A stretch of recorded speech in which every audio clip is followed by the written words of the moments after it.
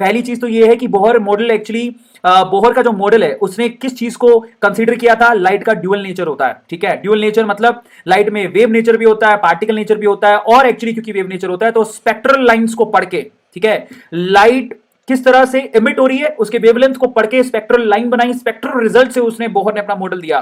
तो बेसिकली यहां पर बोहर ड्यूल नेचर पे बिलीव करता था, wave nature and particle nature. ठीक है, अब इन वेव नेचर और पार्टिकल नेचर का मतलब क्या होता है मैं आपको समझाता हूं। देखो, वेव नेचर का मतलब समझो। वेव नेचर का मतलब यह है कि कोई भी पार्टिकल, आप, मैं, इलेक्ट्रॉन, प्रोटॉन, न्यूट्रॉन, जब वो आगे बढ़ेंगे तो अपने साथ एक वेव को निकालेंगे, उसको वेव नेचर कहते हैं। मतलब उसका कुछ ना कुछ वेवलेंथ होएगा। Are you getting my point?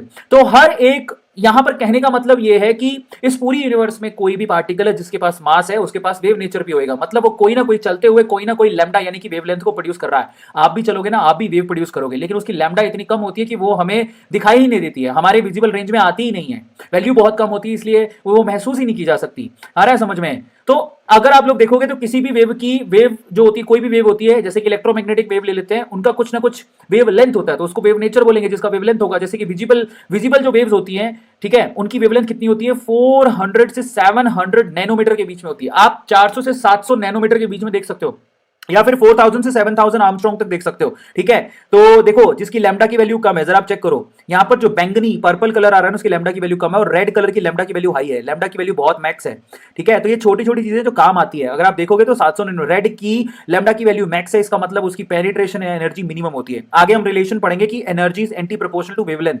अगर वेवलेंथ ज्यादा है तो एनर्जी कम होगी। तो रेड की लैम्डा की वैल्यू ज्यादा होती है लेकिन उसकी एनर्जी कम होती है। और ये विजिबल रेंज है 400 से 700 नैनोमीटर तक हम लोग देख सकते हैं। इसको इलेक्ट्रोमैग्नेटिक वेव बोलते हैं। अगर उसमें किसी भी, याद रखो, किसी भी पार्टिकल की वेव है तो उसके लिए लैम्डा डिफाइन जरूर होगा। लैम्डा का क्या मतलब होता है? लैम्डा का मतलब होता है वेवलेंथ, क्योंकि वेव नेचर है तो वेवलेंथ तो होगी।